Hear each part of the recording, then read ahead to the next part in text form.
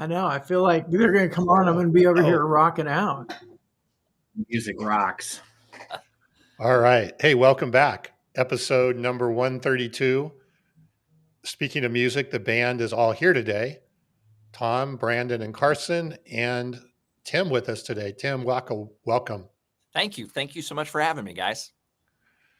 So, hey, before we get into, we're going to talk a bit about, I think, some pretty interesting strategies, predominantly around B2B, larger, more, I won't just say sophisticated, but considered sales, right? Things that are not, people aren't just making a decision on immediately or doing order taking. And Tim, I know that's your background. We'll have you talk a little bit about that in a minute. Brandon, I know you have a pretty big webinar though coming up with Fist Bump here. Was it next week? It's Friday, actually. Mark Hunter is asked me to come join him on a webinar, so I get to join him. And we're going to talk about leader-led content and how, adding that humanity touch into your content grows reputation and creates opportunities. We've got a playbook that we're going to go through.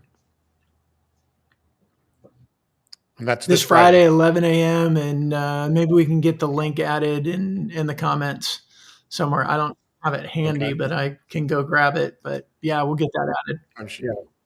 Okay. Thanks for that. I actually forgot to be ready for it. Oh man. That's why I'm here, Brandon. A little bit. Anything else you'd like me to ask or coordinate for you? Elliot's got it all set. All right. Okay. All right. If you're online, check in with us. Let us know you're here. Thank you for listening. And yes, again, thank you for Fist Bump for all the work to make all this come together. So, hey, Tim, welcome again. Hey, tell us a little bit about you, your background, and then we'll kind of jump in. So I got into this crazy thing called selling over 4 decades ago.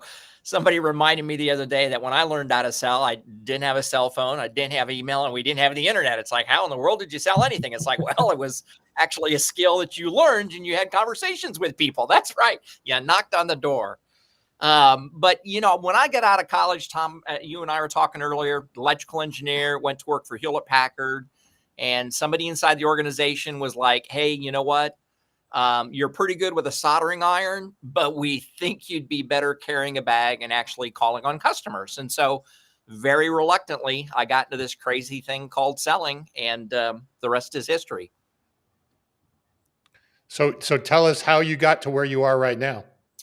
So that's a really good question, Tom. So I spent a lot of my career at HP, back in the 80s and 90s, which was a great place to learn how to sell. Yeah.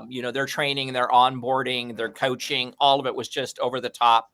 HP did a little bit of a spinoff called Agilent Technologies. I kind of helped build part of the new business team there. Left Agilent, went and worked for an e-learning startup back when startups was kind of a fun, sexy thing to do.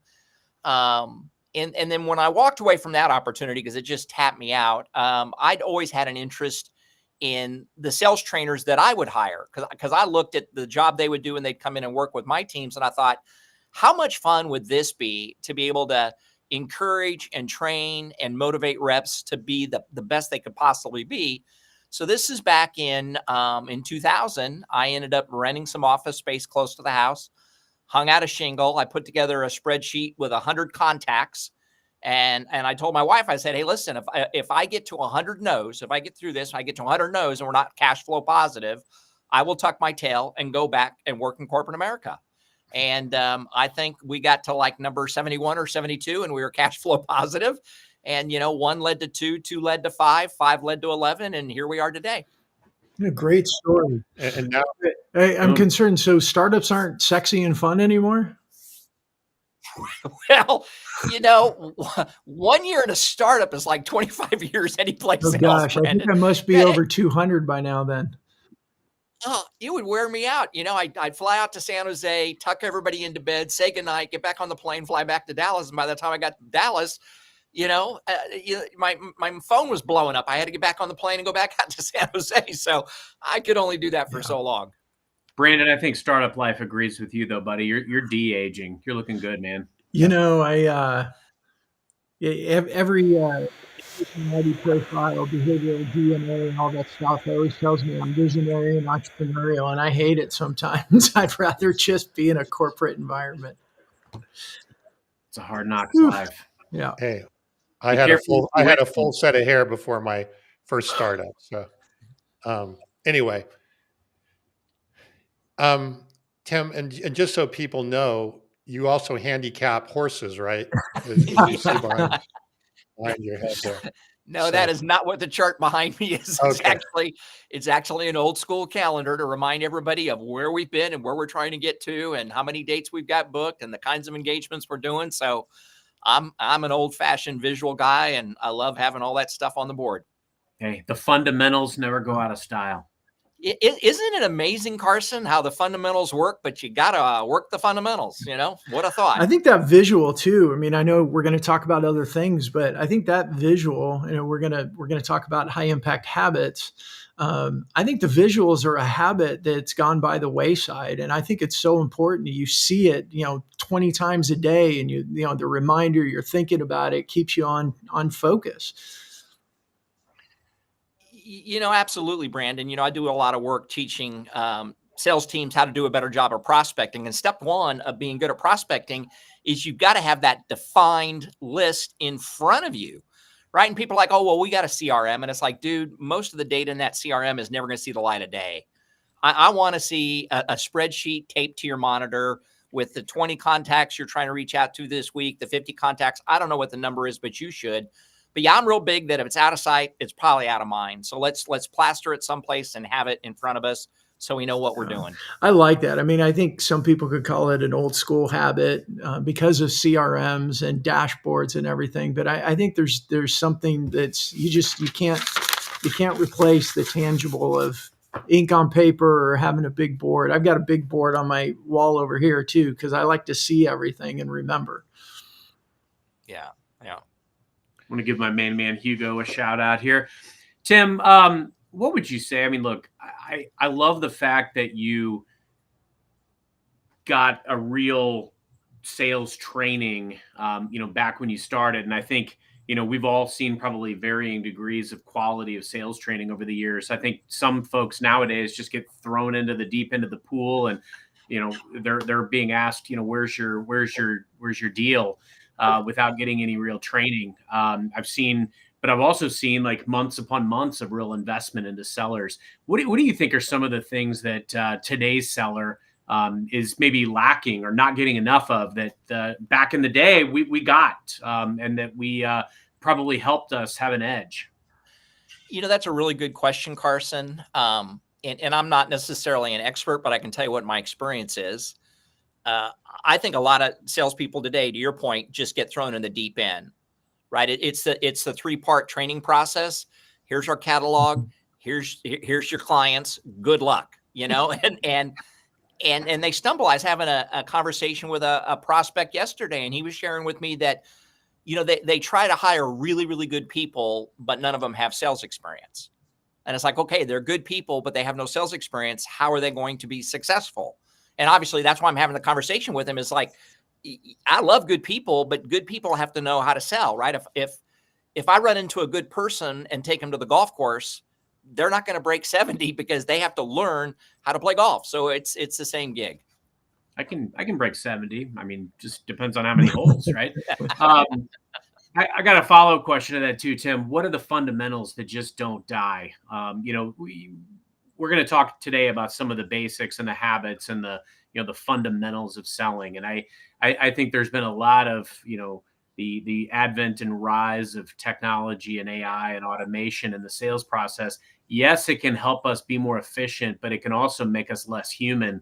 The thing that made us successful back in the, 30, 40 years ago was because we were persistent and we were playing the numbers game and we were pounding the phones, but we were developing that rapport and confidence and all of those things. What are the fundamentals that have always been paramount for us to abide by? Again, my opinion, gentlemen, but I think number one, you got to have this defined list of who you're trying to have conversations with. Whose business are you committed to pursuing? That needs to be in front of you at all times because nobody at 4:15 on Friday afternoon defaults to prospecting mode. So what are you trying to accomplish this week? And I'm all about, and I love account maintenance. We all love account maintenance because they're calling you, they know you, they love you, they've done business with you. And it's so easy to get sucked into that reactive, I'm just going to love on you sales mode.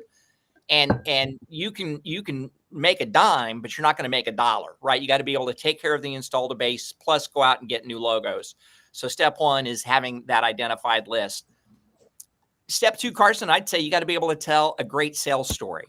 And a sales story is, what exactly do you guys do and why in the world should I care? And most salespeople cannot tell a sales story to save their life. And what they do is they wait for the marketing team to put together the sales story. And God bless the marketing folks. But when they put together a sales story, they're trying to be all things to all people, which means they end up being nothing to everyone. So as a sales professional, you got to look and say, okay, today I'm calling on, a director of sales enablement for this type of company in this geography, in this type of industry. So I need to mold my sales story to resonate with them. So step one, having that targeted list. Step two, knowing what are the elements to putting together a great sales story. I would say step three is most salespeople today do not understand the art and science behind proper follow-up. It drives me batty. They either give up way too soon or they continue to beat it to death, and they're beating it to death with, hey, Carson, I'm just calling to check in, or hey, Carson, I wanted to call and touch base. It's like, dude, I don't even know you. Therefore, I don't want you touching my base. So stop calling, telling me you want to touch my base, right? This is highly inappropriate. In Texas, we have restraining orders. So stop. So really understanding that, follow-up should be insightful. It should be valuable. It should be fun. Your prospect should almost be like, oh, I wonder what I'm going to hear from him next, right? Sales reps have never been taught how to do that. The next fundamental, I would say, is just being incredibly curious and knowing how to ask those questions that nobody else is asking. That really, I think you sell more through what you ask than through what you say. And being able to ask those questions, it gets the prospect, the customer to go like, oh my God, yes. As a matter of fact, when I go upstairs, I do have that pain in my knee. And it's like, oh, and does it hurt more after you have chili? Yes. How did you know that? That's incredible. And being able to have that kind of diagnostic mindset. And then last but not least, once you've done all those things, then you come back and you present your ideas in such a way that they don't sound like they're your ideas. They sound like they're their ideas because you've done such a great job at the discovery. And they're like, you know what, Tim, that's exactly what we need. And you simply go, well, yeah, that's what you told me. And if you do those things and you do them well, selling, in my opinion, is relatively easy. Doesn't mean it's simple, but it's relatively easy. Hey, I have a question, Brandon. Do you have? I don't want to cut you off because I know you would look like you might be. No, go ahead. I was trying to formulate how I was going to ask a question, so go right ahead. I want to go back to sales story. What you said, having a sales story, and I agree with Bob's comment here. Right, is a lot of marketing content really doesn't have much in it when it comes to crafting a sales story. And Hugo had a question here as well about what soft skills are essential for that successful presentation, especially when I assume that all of these things kind of come back to that sales story. Could you give an example of that? Like what would be an example of a sales story, and how deep does that sales story need to go? Does it need to be able to progress over multiple conversations and iterations in the sales cycle? Really good questions, Tom. So when I teach reps the art of creating a sales story, what I do is I go, hey, first thing we've got to do is we've got to discover the ingredients that are going to go into the sales story. And then I give them a recipe for combining those ingredients into a sales story. But it's not a be all end all. What's important is that you have the right ingredients, because most sales stories are the me monster. Let me tell you all about me. So when we create sales stories, we've got to answer a series of questions. The first question is, what is the title of the person you're targeting? So I want to be able to say, you know what? I specialize in working with VPs of sales in healthcare. The minute I say that, you're listening to me a little bit differently. So we've got to make sure we know the title of the person we're targeting. Easy lifting, right? That's called LinkedIn in 7 seconds. Number two, what are some of the specific results you help people with that title achieve? And this probably is not going to surprise you guys, but most reps don't really know what specific results their customers achieve. It's like, well, our customers are happier, or they're saving money, or they're making widgets faster. And it's like, well, how much money are they saving? How much faster are they making widgets? I'll guarantee you somebody somewhere inside that client organization is measuring those numbers. You've got to get to that person. You got to go behind the curtain and find out how much are you moving the needle. So we've got to be able to say, I specialize in working with people just like you who are looking for these kinds of results. Those are the first two questions. The third question is, why do customers like that typically engage with you?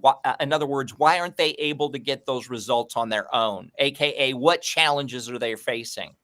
So now the sales story is kind of starting to sound, hey, Tom, I work with executives just like you who are looking for these kinds of results, but you're unable to get them because you're facing these kinds of challenges.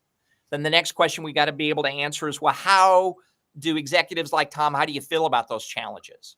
Because I want to work with prospects who are frustrated, they're sweating it out, they're losing sleep, right? If the prospect doesn't feel like it's a big deal, it's not a big deal. So I want to be able to say, Tom, I work with a lot of executives like yourself who are really concerned about what's going on in the stock market today, right? And you're going to resonate with that. And then the fifth and final ingredient is, how are you unique? How are you different than everybody else that's out there? And that's got to be a meaningful way to be unique. So you take those 5 ingredients. I specialize in working with people just like this who are looking for these kinds of results, but are unable to get those results because these are the challenges they're facing. And this is how they typically feel about those challenges. And at the end of the day, we think we're pretty good at it because here's how we're different than everybody else. Would it be worth 10 minutes for us to have an initial fact-finding conversation? I'm going to add a quick layer to that, and also expound upon Hugo's question, which is great. Because I think there's some that inherently we bring to the table. And Tim, you did a really great job of touching on some of these, like, how do we play out the differentiating factor? Why me versus everybody else? I live in a world where, the solutions that my team sells, there are a lot of great competitors that do something very similar. Customers can buy from anywhere. And so I take that very seriously. What are the things that I can do as a person? What can my team do? And what can my organization do that are differentiating factors? Can we, go to market with them? Can we co-sell? Can we find unique investments and, do things together that other organizations can't? I think being very transparent and communicative, responsive, Tim, you hit on the follow-up piece. So often things slip through the cracks. I've had so many customers that have done business with me and told me point blank, Carson, you're more expensive, but you're so responsive and communicative. When I have a problem, you're on it. You respond even when you don't have the answer. You respond and you loop in the right resources, and I know where I stand with you, and you respond every time I need something. I'm going to go with you because of it. So things like that, active listening, spending time really understanding the why of your motivating factors of your customers, how you orchestrate your team, making sure that everybody's in the boat with you and that they, that their perspectives matter, their priorities matter. I think those types of things go a long way. The last thing I would add that I think is critical from that vantage point, Hugo, is the acumen, that, building that muscle of being able to not only influence executives that you're talking to, but also sometimes the most important selling we do is internal. It's being able to understand, where is this customer's vantage point? How do I sell this narrative internally so I can unlock what I want to unlock for this customer? Yeah. Well, spot on. And the responsiveness, I mean, it personally drives me crazy because I learned as a very, very young salesperson, right? If you can't do the small things right, I sure as hell ain't going to trust you with the big things. And if you can't respond to my voicemail or respond to an email within 24 hours, pre-sale, right? If you can't love on me pre-sale, what are the odds you're going to love on me post-sale? Right? We're all a lot better at dating than we are at marriage. You know what I'm saying? And so if you're trying to win my business and this is the best you got is 3 days to wait for a response, I don't think so. Well, we woo better. We woo better in dating than we do in marriage. I'm trying to learn to continue to woo even 10 years into marriage. But I think what you really hit on there, Tim, too, is, there's a big element of, I see so often where it's like we show up so big to try to sell and we keep reiterating the value over and over and over, but we have to help the customer understand, what is that marriage going to look like? How are we going to help them lean in with change management or with implementation? It helps de-risk those decisions to work with you. Yeah, exactly. Simple stuff, but like I said, it's not always easy. And somebody said something earlier, there's so many, I shouldn't say so many. I see reps today, though, that don't want to do those fundamentals, and they're chasing AI, or they're chasing technology stacks. They're chasing LinkedIn, and those are all nice tools. But I mean, if you go to bed at night, every night with a bowl of ice cream, you're not going to lose weight, folks. You got to do the fundamentals, right? And so trying to cheat and cut corners doesn't work. Brandon, do you want to get us back on script?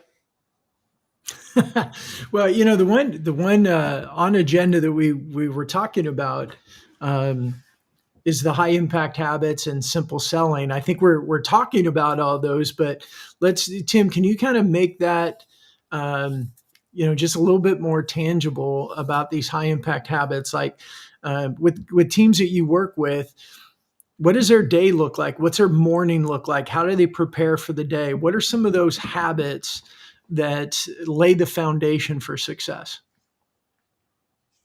So, Brandon, I think really good reps, number one, will plan their week in advance. I'm a real big proponent of spending, 45 minutes, an hour on Sunday afternoon, Sunday evening, kind of planning my week, making sure I know what my week looks like. Because if you don't get stuff on the calendar, then we just get caught in reactive mode. So number one, I think they plan their weeks. And then number two, I think they time block their days, right? Which means, from 8 to 10, I'm going to be working on some content. From 11 to 1, I'm going to be prospecting. From 2 to 4, I'm going to be doing follow-ups, whatever the case may be. But I think they plan that entire week. And then I think they time block their day. The second thing I think they do, Brandon, is they're very proactive about trying to create new relationships, prospecting, cold calling, call it whatever you want, but they're very proactive on trying to get the brand message out and trying to get in front of new people that it can influence their success. Again, it's way too easy to get caught into reactive mode, but you got to pick up the phone. You got to push emails. You got to connect with people. You got to shake hands and kiss babies if you're going to be good at sales. And I think that's another habit they have. The third habit I'd say would be something I mentioned earlier. They're just incredibly curious. Some of the best reps I've ever worked with, sometimes I just, I wanted to elbow them. It's like, are you ever going to say anything? Because you just keep asking all these questions. But when you're really good at being genuinely curious, I think the other party sometimes just talks themselves into what they're going to do. And you're just kind of facilitating. You're not really selling. You're kind of facilitating a buying decision. Yeah. And right, nobody really likes being sold to, but people buying large like to buy. So if you're good at listening and okay, so what does that mean to you? And who else does it impact? And to Carson's point, what's the why behind the what? Everybody's good at, hey, what's your biggest concern? But very few people are like, hey, what's your biggest concern? And why is that your biggest concern? Who else is that impacting? How big of an impact has that got? And probably the fourth and final thing that comes top of mind, Brandon, is I think they're sponges. I don't know that that's a habit, but I think top performers are typically sponges. They're watching programs like this. They're watching videos on YouTube. They're listening to podcasts. They're going to workshops. They're hanging out with other top performers. I did a kickoff in January. And to make this point, there are maybe 100 reps in the room. And it's like, hey, show of hands, how many of you know who the number one rep was last year? And, most of the hands went up. And I go, okay, put your hands down. Here's my follow-up question. Show of hands. How many of you in the last 30 days have reached out to that number one rep and said, I want to buy you a beer. I want to buy you a cup of coffee. I want to trail you for a while. I want to see what you're doing, man, because you are on fire and I want to learn from you. You know how many hands went up? Zero. Right. Because everybody's on this island. It's like, look, if somebody's rocking it, right? If Tom is just crushing it, go spend some time with Tom, buy him lunch and pick his brain, see what's going on. And I think reps that are really good are willing to put their pride aside and just say, hey, I need some help leveling up my game, and I don't know what you're doing, but I'd love to find out. Would you be willing to share with me? You answer Hugo's question about where the key soft skills you believe are essential. And he said for pre-sales, but I think it's through the entire sales process. And two things that I heard you say in there very clearly, I think, are listening skills and curiosity skills. And I don't think those are taught anymore in sales. But what I heard you say is those are probably the two most important skills that they need to learn. And if they do that well, the conversation will kind of flow in the direction they need it to go. But we don't focus on those, training those skills. No, I think what happens, and I've been there and done that, and I still do it today, right? It's not like I'm having this conversation from my boat, right? So I still struggle doing these things. We hear a customer and they give us that warm fuzzy that they're interested. And then what do we want to do? We want to default to pitch mode, right? We hear that they're interested and we just immediately goes to solution. And yeah, you got to really tap the brakes, Brandon. And so why do you think you're interested? Who else have you talked to? Why is this important? Who else does it impact? What do you think should happen next? I mean, you just got to really dig down. And part, for those of you tuning in, part of that is, well, for me personally, I just can't wing those. I'm a real big believer in planning and preparing my questions in advance. Because when I show up and they see me open my portfolio and they see I've got pages and pages of questions, they know I'm a professional. They know I prepared for this call and they know I'm going to respect their time versus showing up and saying, hey, so what exactly keeps you guys up at night? It's like, really? Mexican food. What's your next question, Sparky? Come on, let's go. Yeah, and to Dominique's comment on here about it's a buyer's market, no longer a seller's market. And if we show up in sales mode, I think Anthony Iannarino, not the last time he was here, the time before, he talked about the salespeople that go and do two presentations with the company he was working with, two different presentations. The next day he said, what do you remember? And they were like, the one guy wore a white shirt and the other guy wore a red shirt because they sounded exactly alike. Oh yeah. Yeah. And that goes back to being different. I mean, focus on those fundamentals and be extraordinary at the fundamentals and watch what happens. Yeah. Good answers. Thank you for that. Oh, so let's take a step back for a minute, because in Brandon and Carson, maybe, I don't know who was on, we were chatting a little bit before. Tim tends to focus on working with more enterprise sales, longer sales cycle, considered purchases, right? So it's not one and done, right? They're not picking up the phone and placing an order. You brought up, managing your week, planning out your week in advance. And, you've talked a little bit about how to, get in the door, so to speak, from prospecting. But when you're building out your weekly plan or your strategy, how do you balance I guess there's probably three buckets, right? There's reaching out to new logos. There's follow-up with people where you may not already have something previously scheduled. And then you have your previously scheduled follow-up and other actions that you do. And what I notice a lot, I notice this in our own business, when we get busy with a lot of pre-scheduled follow-up, the other stuff just kind of goes away. Yeah. And we're not doing proactive follow-up and we're not doing proactive outreach. How do you think that should ideally be balanced because it's very easy, right? If you have 3 or 4 weeks of planned follow-up, then all of a sudden you get those deals closed and your pipeline's kind of deteriorated into nothing. Yeah. It's a simple answer, Tom, but it's really discipline. Because I've been through those cycles before where, I got caught up in what's going on and I wasn't paying attention to the pipeline, and then the pipeline dries up, and then you got 3 or 4 months of your kids getting skinny and you're like, how did that happen? Well, it's because I took my eye off the ball. So that's why, like, on a daily basis, I love to see reps do some time blocking. Personally, I try to do 3 2-hour blocks each day, because I've discovered after about 2 hours of doing any set activity, I get a little burned out, a little bored with it. So 3 2-hour blocks is a 6-hour day. That gives me another at least 2 hours to tend to any emergencies, anything that just kind of shows up on the calendar. Maybe I want to take a long lunch, whatever the case may be. But if I can get a real focused 6 hours every day, I usually can get a lot done. But it's discipline, because in the heat of the moment, it's always easier to choose the easier path. You know what I'm saying? I'd really rather work on my LinkedIn profile than to put together a new sales story. But it's like, look, I got to get a new sales story because that's what's going to pay the rent. Tim, what tools do you use to prospect, and how has your process changed over time? So that's an interesting question, Carson. I am embarrassingly old school. I mean, I am using LinkedIn, right? I know what my ideal client profile looks like. I know the people that have had success with me. So why not go try to find the same kind of people? I'm going to hit them up with my sales story, but I know that, what's the figure? Like 80% of new business opportunities today are going to require at least 5 failed attempts. So I don't get discouraged. I don't get disgusted. So when I'm reaching out, I'm typically like reaching out in an email, and then I'm going to drop like a little sales tip booklet in the mail, kind of, something of value saying, hey, I sent you an email a couple days ago. You might not have seen it, but I'm thinking the folks on your team might find some value in these ideas. I'll reach out next Tuesday at 3 to see if we can't connect live. Tuesday at 3, I call knowing we're not going to connect live, but showing I'm a man of my word, saying, hey, I told you I'd call Tuesday at 3. I didn't know if I'd catch you or not. But here's the reason I'm trying to connect. And then I give them a different version of my sales story.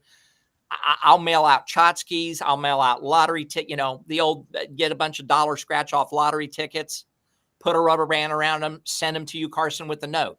You're going to open up that envelope because you feel those lottery tickets rattling around in there. You see those scratch off tickets, you scratch them off. Then you look at the note. My note says, hey, Carson, if you scratch off those lottery tickets, if you're willing to take a chance on them, why won't you take a chance on me? All I want is an initial 10-minute fact-finding conversation. And that's always what I'm looking for, is just a 10-minute fact-finding conversation. Because I've discovered that if you're really good in 10 minutes, those 10 minutes grow to 20, 30, and 40, because I don't show up and throw up. I show up and say, hey, listen, man, I'm just genuinely curious.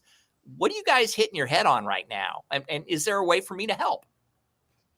I love it. I like that you said, old school and threw LinkedIn into the mix, but at the same token, like, again, it's a very straightforward process. It reminds me, I'm a huge James Bond fan. I don't hide that. One of my favorite films is Skyfall, and it's Daniel Craig, but it does a lot of nostalgic throwbacks. And there's a line in there where, he's using an old style razor, and his line is, sometimes the old ways are the best. And obviously the old Bond movies are the best, but my point in saying that is, now is more than ever a time where things like LinkedIn, but even picking up the phone and dialing people can have a dramatic success rate, because not everybody's doing it right now. A lot of people are leaning into the AI written emails. And so people are being flooded with that. So your email success rate is going way, way down. But things like picking up the phone, leveraging LinkedIn, I'm still having massive amounts of success leveraging LinkedIn to connect with pretty much anybody I want, because everybody else is running toward AI written emails. So everyone, please keep doing that, because it's upping my success rate. Yeah, and I've played around with those technologies, and I think AI is great. It just wasn't my cup of tea. It again, for my practice and the people I sell to, they're buying me, and I get AI involved, and it's not me. It's close, but it ain't me. Yeah, and I'm not everybody's cup of tea, but that's okay too, because the sooner you decide you don't like me, that's a good decision. Let's move on. I was gonna say, like, a yes or no is better than a maybe so. I remember years ago when I ran a call center, and people would walk up to me and be like, oh my gosh, Carson, I just got asked to send this proposal out for, a massive nationwide program. I'm like, great. When are you talking to the customer again?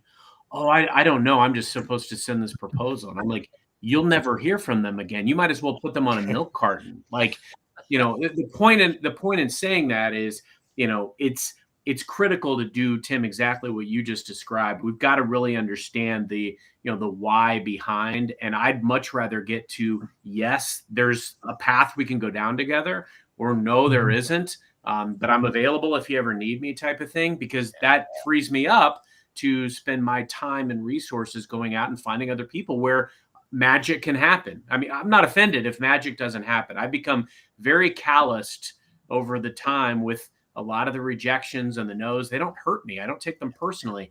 That's why it's so critical that we're going out, we're making the calls, we're sending the emails, and we're leveraging LinkedIn. I love it. Yeah. I wanted to point out that Bob is also old school. He uses a rotary phone and a Rolodex. I'm wondering if it's one of those rotary phones that are on the wall. You know, those old ones used to be on the wall. So I have an old souvenir. This was actually, I keep this because it was my grandma's. That a baby. That's how I get my prospects. Oh yeah. Is that a pink phone, or was that?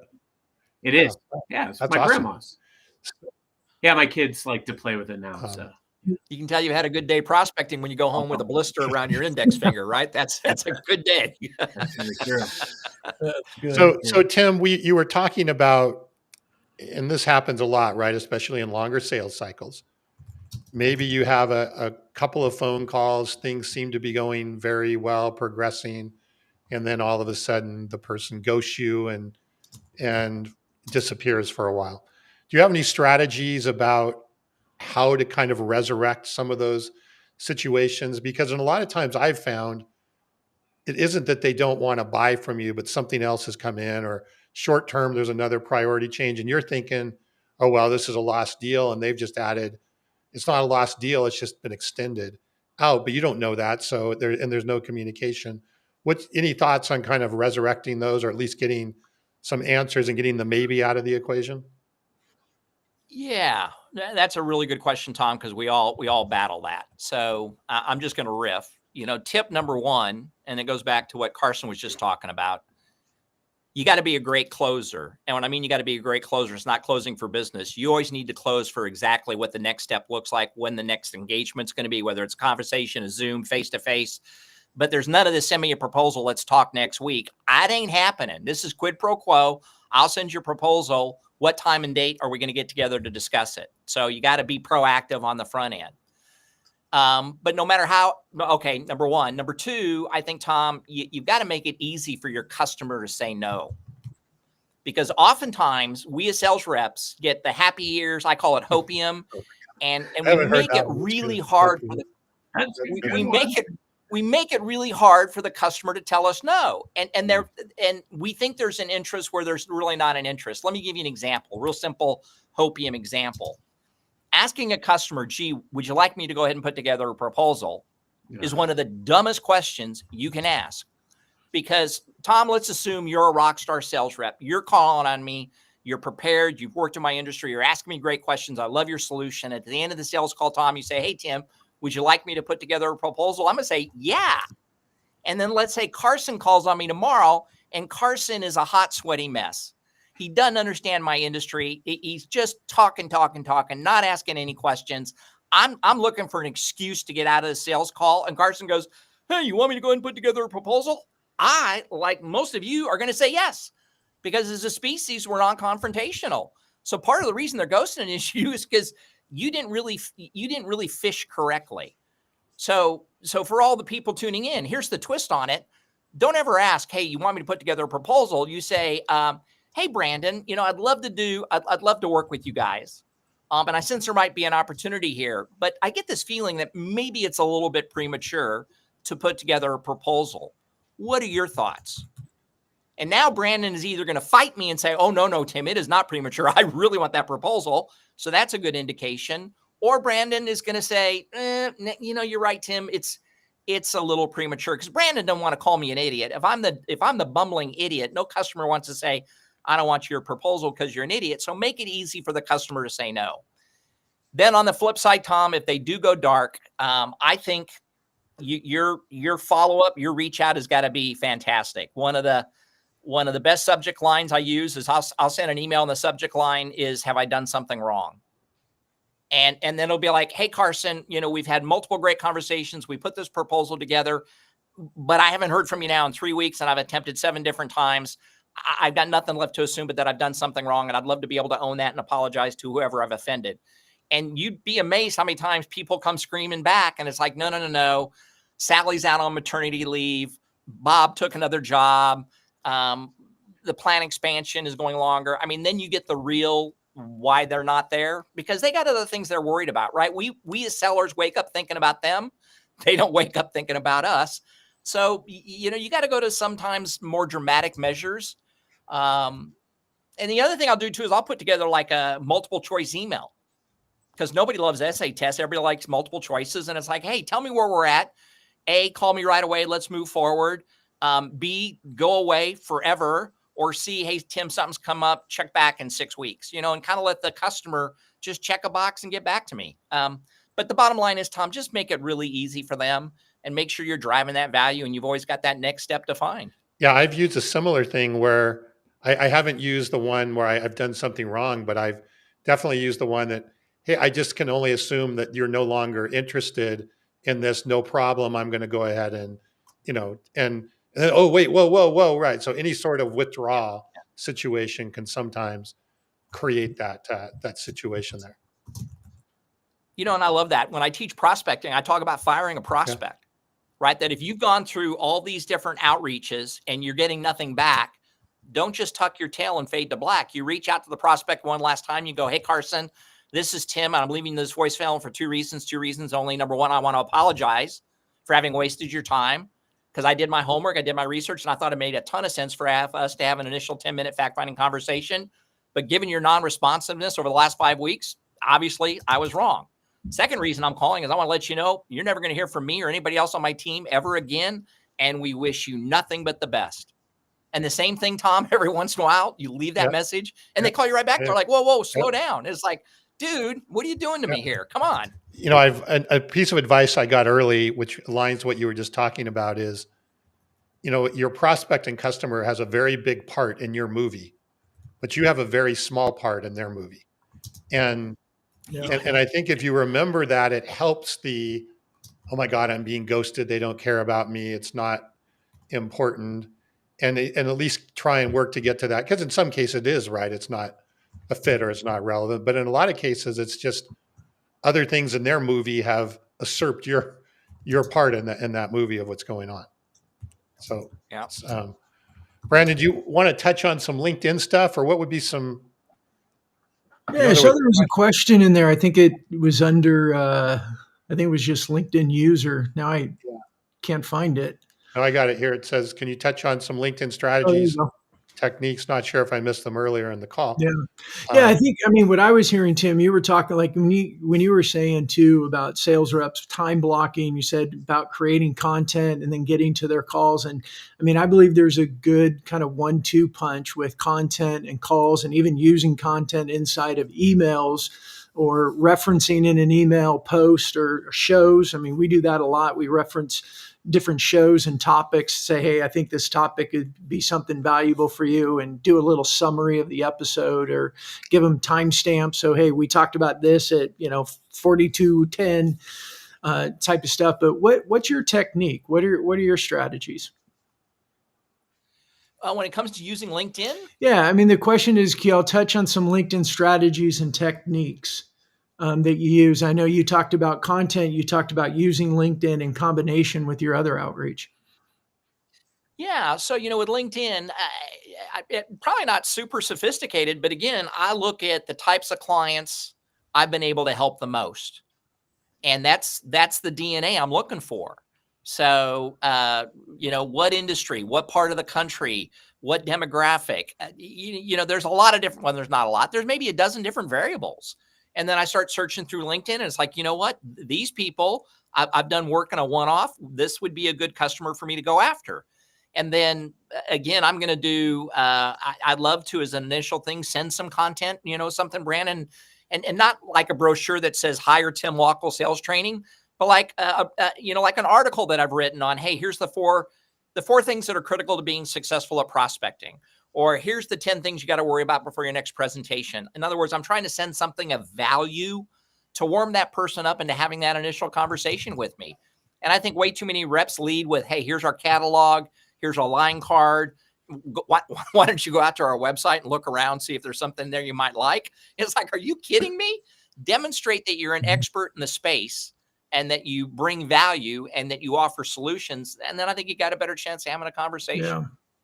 I think it touches too on Bob's comment, which I thought there was a ton of value in. You're really seeking a micro commitment at every step of the sales process, and LinkedIn is no different, in my opinion. I have a ton of success with LinkedIn. I've shared that a lot on this show. But to really simplify it, I find the most success by doing what Tim just described. Going out and kind of finding what is your target audience, cast a wide net. Get really crisp on what is your messaging.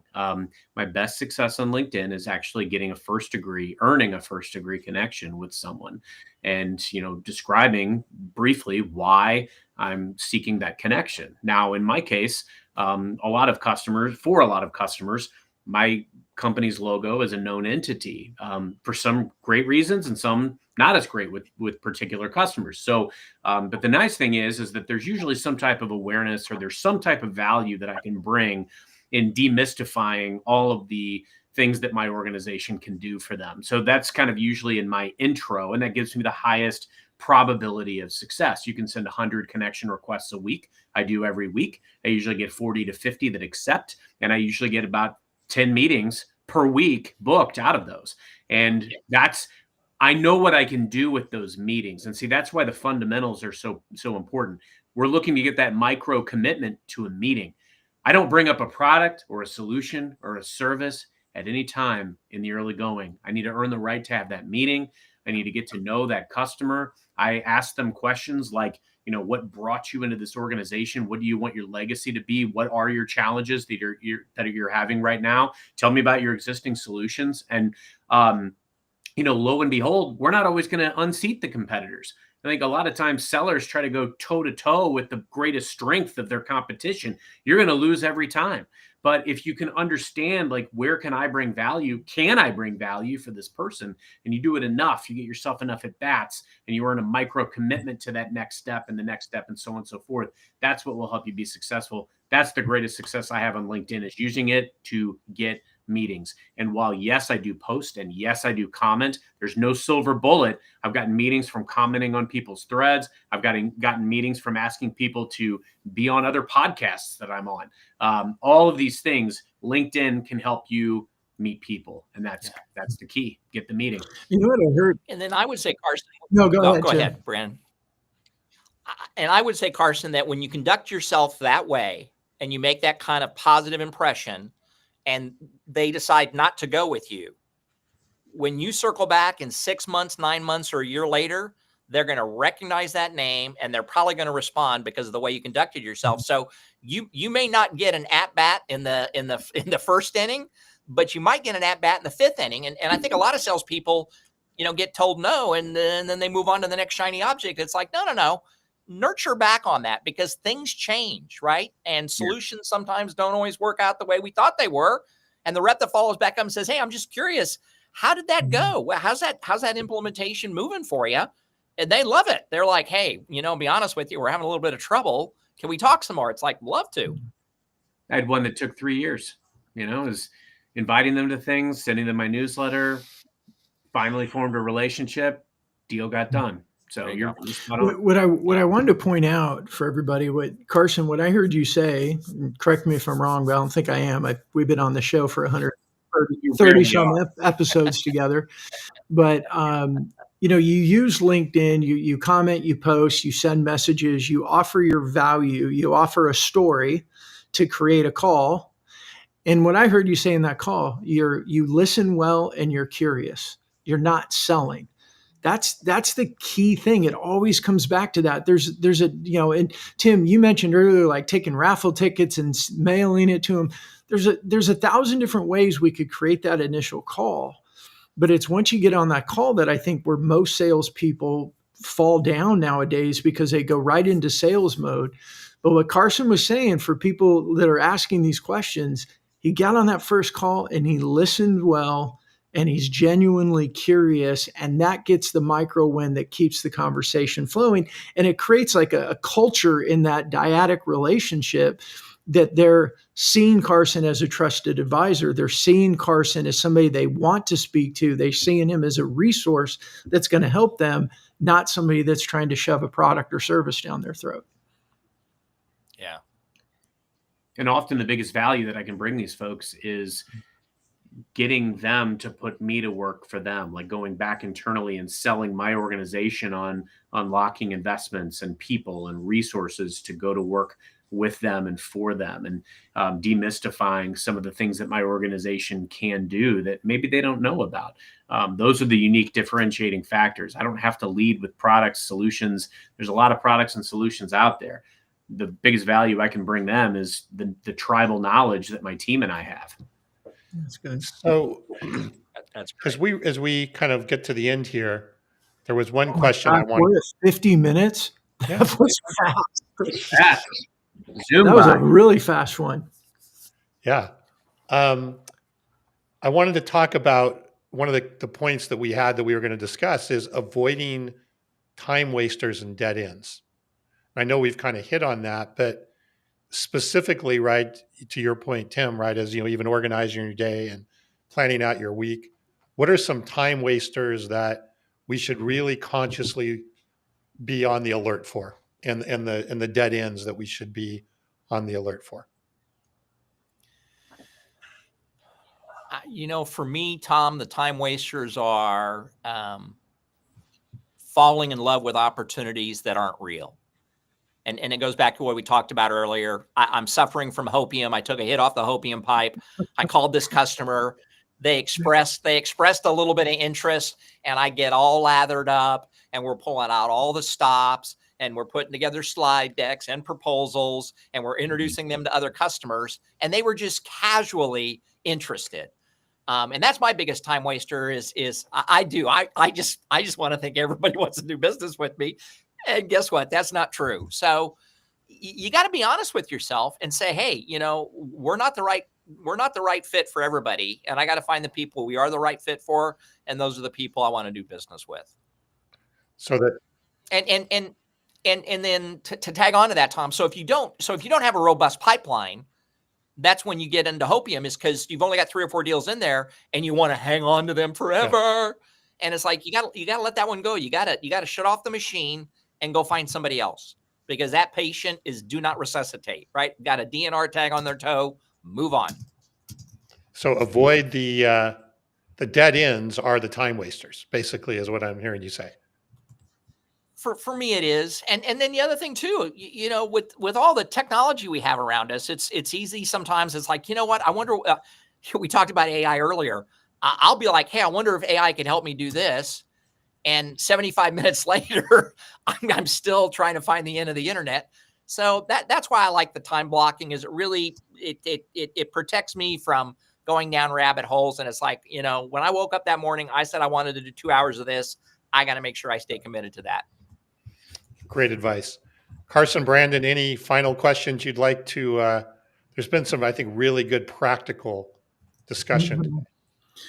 Yeah, that's what I liked about it, is we were talking a little before we started. I mean, I think, and you can tell in the comments, that was very practical, Tim. You're giving very tactical advice. I think that's what people are looking for right now, because they are so challenged with just getting the calls, but then converting that call to something meaningful. And I think I'm going to borrow I took a hit from the hopium pipe. I like that. Yeah, I'd heard happy years before, for sure, but I'd never heard hopium. Hopium, that's good. I'm probably going to get arrested for this eventually. But I was going to say, I'm sure I'm going to offend somebody with that, but other people will chuckle. There's 8 billion people on the planet. I'll find someone else. There's always somebody too upset. Tim, I'm curious. First off, anything else that you were hoping to hit on while we were together today? But I'm also, again, I'm conscious that some of the things that we've outlined today, they're easier said than done. People are under different types of pressures. Sometimes they don't, enter a true sales culture, or maybe they have a sales leader that's never gotten the necessary training and they don't understand the value of all these types of things. So, for our listeners that are out there that are maybe struggling with they're freaking out because of things that are going on in the world, or they're looking at their social media feed and they're getting caught up in all the things. Like, how do people stay focused on what they should do and maybe take the emotion and kind of out of it? Because I found a lot of success by approaching this relatively dispassionately. You can't take the no's seriously. You've got to, really become obsessed with process and people, of course. But by doing that, that is what's helped me be successful over time, is consistency and discipline, like you said. If there's somebody out there struggling with that today, what's your advice to those folks? I think you hit on it, Carson. You just got to stay consistent. Way too often we're trying to, to go back to the sports metaphor, we step up to the plate and we're trying to hit the grand slam home run. And I'm like, look, just get wood on the ball, right? The old metaphor is, can you get just 1% better today? And most people are like, oh yeah, I can get 1% better. Well, get 1% better today, do it again tomorrow, do it again the next day. And guess what? In 72 days, you're twice as good as you are right now. That's the way the math plays out. So way too often, I think we just, to your point, we just get overwhelmed, we get depressed, we get anxious, and we're like, F it, I'm just going to go to Instagram. Well, don't F it. Don't go to Instagram. Work the process, be true to yourself, and be disciplined. I mean, you gotta think about what your future self really wants and work towards that goal. And that doesn't mean it's always easy. Again, I'm not doing this for my Learjet, folks. I struggle with all the stuff I preach about, but I got the best job in the world, because after I preach about it, then I feel convicted. And the minute we get off here, I'm getting back on it, because it's like, if you're going to talk about it, Tim, you need to be able to do it as well. You need to be a practitioner. Yeah. I mean, look, in the last, year, I've probably gotten more rejections than any salesperson on the planet, but I've also opened up 100 net new relationships that nobody's ever gotten or said were impossible. So, I think that's the key element, is stay focused, eyes on the prize. Devote yourself to the process, be consistent, show up, and do what you got to do. And stay away from the hopium hookah. That's the hopium hookah. Good advice. That's good right. advice. That's good. All right. Just say no, kids. Just say no. All right. Well, thank you, Tim. That was excellent today. Yeah, thank you so much. Well, thank you guys. I've got Carson and I have been talking about doing this for a while, so I'm finally glad the stars aligned and we got it on the calendar. Amen. And time did fly. All right. Well, thanks again, Brandon, Carson. Great to have you back. We need to do this more often. Although, Brandon, we had a really good interview last week with Carson on his book. So if you haven't listened to that, it's worth checking out. I saw some of it. I started to play it in my car the other day, and then my phone rang, and I never got back to it. So I will listen. Thank you. It's fun. All right, Carson, wrap us up. 1 second. We got a message that came in. Curious how to you as a sales rep sell your manager that doesn't get the prospecting process, especially in the large national prospects. That's a great question, and I'm going to hit that one very quickly. How do you sell your manager on the process? Sometimes you can't. I was in a situation once upon a time where I knew that what the right process was, and I was executing that process, but my manager didn't get it.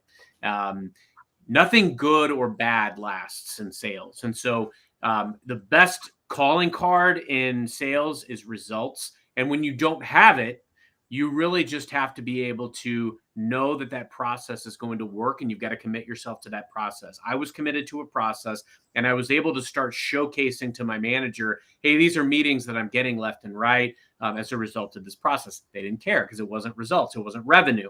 Over time, the revenue did come.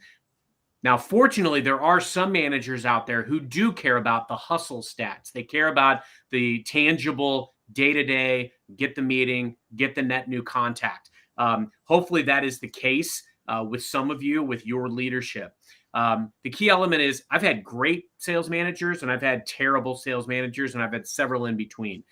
So the key element is try to make it about your manager. Understand what they care about. If they just care about revenue and results, well, then you better try to work your butt off to get those results as quickly as possible. However, if they can also tell you, like, hey, these are big problems that we have, like getting this exact executive, like the CFO or the CEO or the CIO, I've created processes to go out and get those specific meetings, and then brought my team in or passed the baton to individual sellers that sell to that line of business. So think very intentionally about what does your manager care about? What do they say the problem statements are? And then you ultimately need to sell them on your prospecting process, but make your prospecting process speak to them, make it about them, make it about what they say your problem is. Great advice. Good stuff. All right. And then I'm supposed to close. That was a So bonus. That was a little bonus data. This was a lively one. This was fun. So Tim, awesome to see you as always. And Brandon and Tom, it's good to be with you as it always is. And for everybody joining, thanks for being on. And until next week, happy modern selling. Thanks, everyone. Bye, everybody.